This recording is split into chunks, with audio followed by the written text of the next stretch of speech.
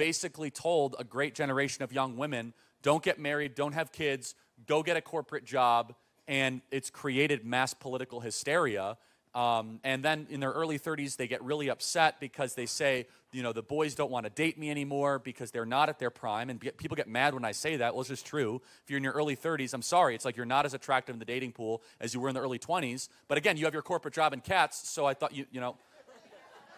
What's going on, everyone? Sauce Ken here today. We just saw a clip from Charlie Kirk. Apparently, Charlie Kirk is causing outrage over his clip about essentially highlighting the reality of life. You get older, you're not as mobile as you used to be. Like, everyone's physical prime, I believe, was like 28 years old. I'm an athlete, so I know this. I'm 27 years old, so I'm coming close to my physical prime. And you're not as athletic as you were in your 20s. And women, right? Because end of the day, women, your looks get you in the door. Sorry, not sorry. That's just the reality of life, right? It's like telling men, oh, women don't care about your looks. Lie, obviously. There's stats that show that 80% of women, most women find most men unattractive. Make it make sense. But God forbid a man makes an objective take about, hey, you have less dating options in your 30s compared to where you were in your 20s. If you look at, and it's scientific. But it seems like in our day and age, it seems like this is why I say women are babied in a way.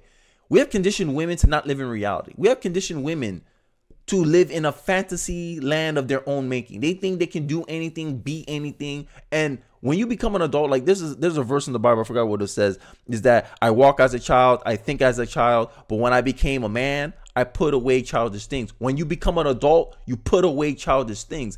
And I blame this culture of like extended adolescence. I blame college for most of this stuff. Is this the idea that, oh, I'm still young. Oh, 30 is the new 20.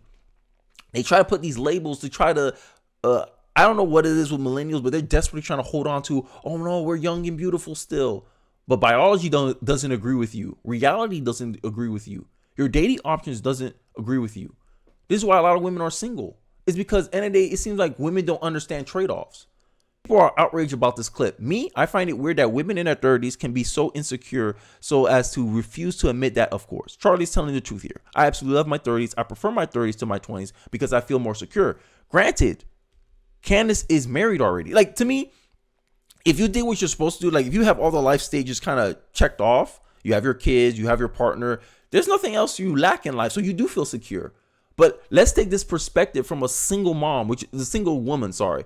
Is what Charlie is pointing at, is that, yes, you're still single throughout your 20s, which is like usually your peak of physical attractiveness. That's what gets you in the door. That's for anybody. That goes for anybody. Good looking people tend to have more opportunities than not so good looking people. True facts. Everyone can admit this. And Charlie just saying, hey, you're not as good or you're not as physically attractive as you were compared to your 20-year-old self. Now, for men, it's a different because, you know, you see the stats. Women prefer older men, right? Generally, men prefer younger women, generally. So, you know, we have different expectations to the table. We have different needs. And it seems like, and this is, I blame college, I blame feminism for this. It seems like women want to be judged just like men. Women want to be judged based on their money. Women want to be judged based on their jobs, but that doesn't appeal to men. If you're a lesbian, hey, you got good prospects. But if you're a straight woman and you're trying to lead with your career, you're trying to lead with your degree, you try to lead with your degree, that's not really attractive. What's attractive is your physical looks, how you maintain yourself, and your personality, how you carry yourself, how you present yourself to other people. Men don't like arrogant, condescending women. There's a reason why men don't date feminists. Because feminists tend to come across that way. They don't take care of themselves. They're bald, right? They do all these things that kind of disfigure their looks, and they're not appealing to men. And this is the idea that, oh, you shouldn't take care of yourself physically. You shouldn't wear makeup for a man. You got women on podcasts lying about the fact that, oh, we wear makeup for ourselves. Okay, when you go home by yourself, do you wear makeup in the mirror for yourself, or you only wear makeup when you go out? Like, the results speak for itself, but I don't understand why women continue trying to deny this reality. But then they want to get offended about Charlie Kirk's case, where he's pointing to something that you can observe and see with your own eyes, even cases of your own female family members. But women will make commentary like this clip here and not say anything, and then they're surprised. Like, make it make sense. Men give a slight critique about the dating choices women make and about the timing of those dating choices, and women make an argument or try to make a statement about how, oh, we don't need men. We need men in this world. Do we need men? I don't know that. No. Why? Probably. Because we can be strong, independent women. There's this clip going viral online of a dozen women being asked the following question: do we need men? Most answered very quickly, no. And only one said she thought women needed a man in their lives. Only one. So why do you think that is? Because men are useless. I mean, love it. And by the way, I want to differentiate between straight men and gay men, because I think I would die without gay men. I have Handy Manny at home. He fixes everything. When things go bump in the night, he's the one that goes downstairs. When there's a bug to be exterminated, he does the extermination. Nope. When there is something to be fixed, he fixes it. He throws out the trash and he throws out the recyclables. I enjoy all the man stuff. So wait a second. I know what you're going to say, but wait. She's really talking about a servant, let's face it. No. It's a handyman she's talking about. No, it's a handy manny. Oh, it's a handyman with benefits. We do not have. I need my man 3 to 4 times a week. And Good for you guys. Broadly speaking, I feel like men have proven largely useless. Like, I all in favor of sending the cast of The View into a sewer to deal with rat kings and blockages, or how about to an oil refinery? How about to a gulag? I think that'd be a good place for them. Well, I mean, putting them in prison for having bad opinions. I'm saying I'm all fine. These women have lived such pampered lives, and the voting patterns of many women reflect the sacrifices men have made for them, while shielding not all women, certainly not all women, shielding many women from the harsh realities of conflict and crisis and heavy lifting and machinery and the injuries that come in the workplace, especially with like the overwhelmingly male oil refinery job with a high rate of death. And they're shielded from it, laughing, saying, we don't need men. I propose we give them what they've asked for a small period so they can figure out, do they really need men or not? And Hannah, Claire, do women need men? Of course they do. I mean, this is what I find really interesting about these arguments is this is like, they think they're scoring points with the other young women in the room, right? They're doing this for clout amongst themselves. But in reality, like, at least 2 of them are married. They must have thought they needed a man in some form. And I think fundamentally, this is a really divisive conversation, right? It reminds me of the way the Democrats are like, we are such a divided country because of the Republicans. It's their fault. Like, it's the same logic here. Like, women and men don't get along, but I'm just going to talk nasty about this one side, right? Like, if men were to walk around being like, men don't need women, they would either... women would be like, you're gay, or they'd be like, how could you say that? We give life. We do all these things. Like, I think men and women are meant to be in partnership. There's a reason they're complementary. And I think this is a really arrogant way to behave. I agree. You saw the clip, right? Like, I gave a contrast, but essentially it's the same thing, right? Women said, look, this is a comment.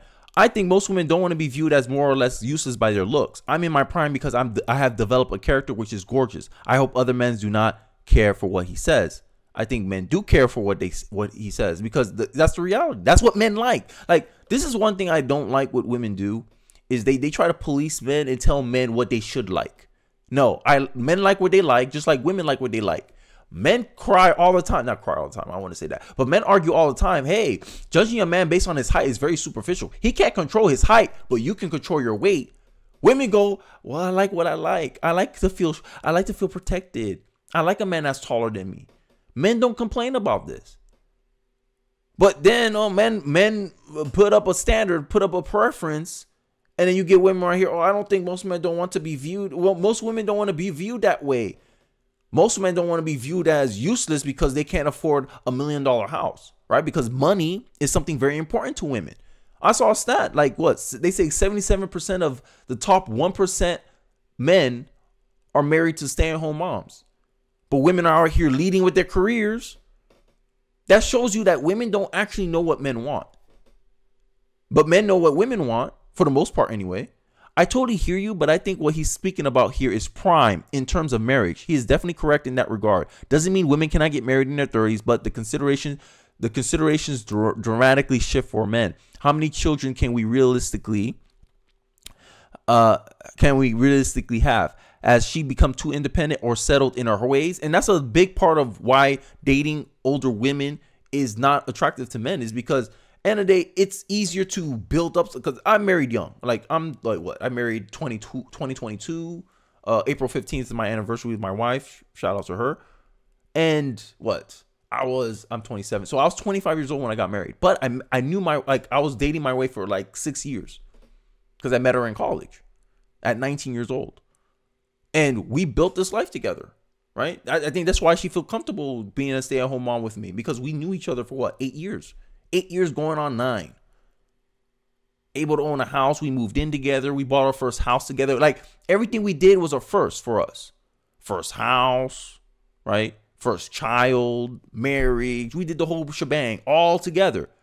While if you're a woman in her 30s, you probably did a lot of this stuff by yourself. And now I did all this thing by myself, and then you're trying to like merge the lives together. Now, I'm not saying it's impossible, but I'm saying you don't have that track record the same way as if you're building it up with somebody in their 20s. Because in their 20s, that's statistically, that's where you're at your poorest too. Right? So you're able to judge more on character. At least you should judge more on physical attractiveness, character, more on the person rather than more what they can provide for you materially. And what I noticed, and this is just me observing, internet, how people, what messaging they project themselves. This is why women, social media was the worst thing that ever happened to you guys, because now y'all can't sit here and pretend, oh, there are no women like that. Oh, women are doing great. You can't put a narrative anymore, because now we have videos of women in their 30s complaining about how it's hard to find a man, how it's hard to meet people. Where do people find the time to date? Because I'm working a 9-to-5 job and I can't find time to work out. How you, let alone date, how you guys are doing this. Charlie's right on this. Has she become too independent and settled in her ways? It doesn't make a woman less worthy, but women prioritize career over relationships in their 20s and then finding it very difficult dating through their 30s is something worth talking about, especially if we have a family, especially if having a family is more important than a corporate title for women. I do agree in part. I get the whole feminism movement, which told us women to do everything and get everything, was a lie. It did shift the basic family concept, and that was a very poor outcome. I also worried that women have less worth by being in their 30s and not having a family, which is in today's medical world isn't really fair. Plenty of women having kids in their 30s and 40s. This is the problem too. Everyone wants to point to an exception, right? It's slightly a double whammy hit, in my opinion. I just worry that women are being valued by outdated views. Biology isn't outdated, right? And this is the problem they don't tell you. Having kids in your 30s and 40s is more expensive. Like, this is the real. Like, me, I had my son, 23 years old? I had my son at 23 years old. I had my second last year at 26 years old. I didn't have to do no IVF. I didn't have to do no fertility treatment. This is the thing they leave out. So it's still the argument still stands.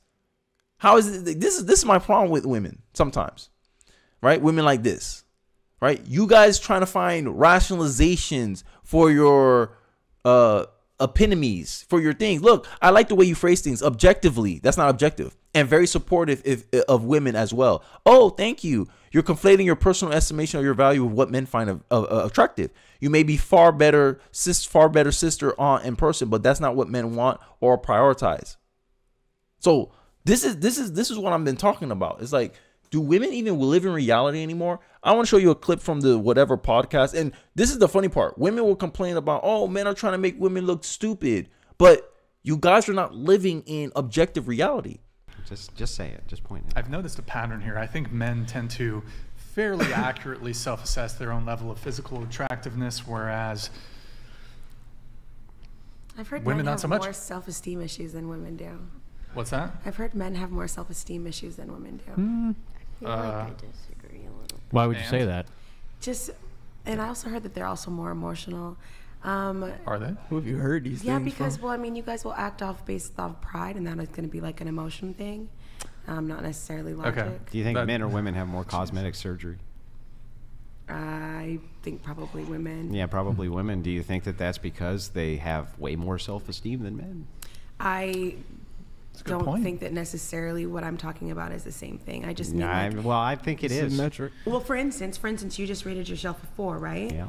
And maybe people may not agree with you, and I just rated myself a 10, and people may not agree with me, right? But we're just talking about our self-esteem. My self-esteem is clearly higher than yours. I'm not sure that we are. I think that what we're talking about is a value judgment, and I think that I'm making a way better value judgment than the value judgment that you're making. So the value judgment that I'm making is this: I'm old, and I'm married, and I'm out of shape, and I smoke, right? And I'm not a very pleasant person to be around for long periods of time, especially for the opposite sex. Like, I know all of these things about myself. So my value judgment overall is a 4. Tell me the value judgment of how you came to a 10. Oh, yeah.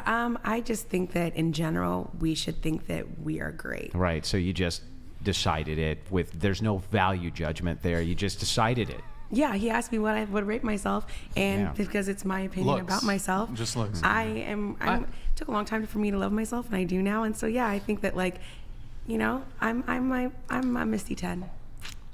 Yeah. So as you saw from the clip, to me, this whole idea, and this is something I've been like kind of speaking about, is that it's self-esteem versus self-control. High self-esteem to me is like, I think narcissists have very high self-esteem. But do that make them necessarily a good partner? No, I don't think so. Right? And here's another thing. Self-esteem, people interpret it as having this high level of confidence. But remember, there's a thin line between confidence and arrogance. How arrogant are you to think that you're perfect? And if you think you're perfect, then that means you won't do any actions to improve yourself. Hell, a lot of these women, and I believe them when they say they consider themselves a 10, because they get so angry at criticism, because criticism highlights that you're not so perfect. It puts a damper on that 10 belief. And I think this is why a lot of women try to co-sign each other a lot. Like you saw heavily from the commentary, that the comments that I was shifting through on Candace Sowen's agreement with what Charlie Kirk was saying. Another commentator that's get flack for her age is the redheaded libertarian. Why aren't women in their 30s getting married? I have a theory. It's going to piss everyone off. I'm not going to show the video, but obviously you can. She's over. I think she's over 30. I don't remember, but she's fairly attractive, right? And I would tend to agree. If I saw a picture of her in her 20s, I bet you if you put a picture of her now versus a picture of her in her 20s, and you say which one of these two look the best, I think a lot of men will pick her at her 20s. I use her as an example because she called herself a mid. I once again angry the mids. Men prefer to start a life with someone rather than merge a life with someone else in most cases. Most cases, because it's generally true. There's a meme about the two paths. One goes to fatties and the other goes to stepdad. And I think this is one thing that women in 30s don't often think about, is that you're going to come with baggage, right? You're going to come with other responsibilities, whether that be financial baggage, which most women have, right? Because most women graduate college. Most women are more likely to be in debt, right? You come with that baggage from your 20s all the way to your 30s. And finances is like the number one reason why people divorce. So you're already starting off in the bad foot if you have debt. Now, you can say to make the case for men having debt, but men are more likely to pay off their own debt and their partner's debt, generally. So even this idea that, it applies to both sexes, I'm saying that there's a message being pushed on women to disregard the needs of men, the standards of men, right? I show you a clip of them saying they don't need men. And then I show you a clip of them, how they don't even understand what men are looking for from them. They just think I am, and therefore you should believe me to be so, right? Just like transgenderism. If I think I'm a woman, you have to agree with me. If I think I'm a 10, you have to agree with me. Watch. Right? And then if you say I disagree, you're not an 8, you're actually a 4, you're actually a 3, they'll condemn that as hate speech. And this is what's going on. This is crazy, right? And there's one more commentary before I got off the video. I know people who act like there are 10s on dating apps and there aren't. I am shocked when they act like men clearly in their range or beneath them. That's a big problem, right? All these women rated themselves as 10, and if they actually met a man that actually rated himself as a 10, he would not date them. Because if they're both accurately or self-assessing themselves, he should find her attractive just as she found him attractive. But I'm telling you, it only goes one way. I never dated anyone from a dating app. I'm glad I never needed to use them. Agreed. I've never been on dating apps, right? And this is what this is what I'm talking about. The self-conflation of, oh, I can sleep with these men, therefore I could be with these men, right? And I'll show you a critic, someone who criticized this comment. That dude is an absolute moron, which is talking about Charlie Kirk, and you're wrong for supporting him. Talking about Candace Owens. The fact that is he's saying that because he personally is not personal. It's not personal, because if you ask a survey of men generally, and there's scientific, this is ignorance trying to silence knowledge, right? This man is ignorant about the realities of the dating world, at least in America. And he's sitting here pretending that he has a good take, right? He is personally looking into the dating younger women in their 30s, in their 20s, even though Charlie Kirk is married, because he's one of those males who can't stand a more mature woman. You saw from the intro, right? Those women, I think they're in their 20s. I don't care what age they are. No one would date those women. No one wants to date a narcissist. No one wants to date someone who cannot self-criticize themselves. Right? Because what shows higher self-esteem? The ability to be able to take a joke, the ability to self-deprecate, like you can make fun of yourself. The dudes were obviously doing that. Oh, I'm a 4. I rate myself a 3. I'm a 5. Oh, you're right. The dude, I feel like the dudes had more self-esteem in that room than the women. Because self-esteem can handle, like someone with high self-esteem, they can handle criticism. They can handle the reality that they're not perfect. They can self-assess and say, no, I'm not a 10. I'm a 2, right? But the women out here saying, oh, I just think you have to love yourself and have such a high self-esteem. No, it sounds like you're coping. It sounds like you're trying to convince yourself that you are that. And this is what happened when people live in the world of words and not the world of reality. This is word games. It's not that in your 20s, it is not that in your 30s you're not in your prime. You are, but not for those 40s aged men who are only dating women in their 20s. You know the funny part that these people never have? Why are women in their 20s dating men in their 40s? They never flip it. Right? There's stats showing that women prefer older men. No one says, "Oh my God, women are ageist." Oh, but there's a stigma on dating younger women, but there's no stigma of younger women dating older men. That man too old for you. What you doing dating that old man? What you got to benefit from dating that old man, huh? Oh, you just trying to be a sugar baby? Just like they did the critique for the older man dating a younger woman. Oh, you just trying to take advantage of her? Age gap relationships are more common, and actually, if you look at the human history, it's been a thing throughout our history. Like, this is something leftists can't really deny. This is why I say leftists don't live in reality. They live in the theoretical, while conservatives live in the practical. This is practical advice. This is practical knowledge. Because I have a case from my point of view. My dad, anonymously, my mom is like, what, 7 years older than my dad. Age gap, okay. My wife's mom and dad, there's like I think, what, 15, a 20-year age gap between my wife's father and her mom from my wife's side. I know. But all age gap relationships, oh, they're weird. But you're at the same time celebrating women dating older men, sugar babies, selling themselves like prostitutes on the online called OnlyFans. Women supporting this, liberal women supporting all this. But a conservative man critiquing the decisions that women make in their 20s, they only like those women due to their inexperience, and they're more able to manipulate them. Younger women like to date older men only because they're materialistic, and they know that like they can't get that lifestyle from a younger man. That's why younger women date older men.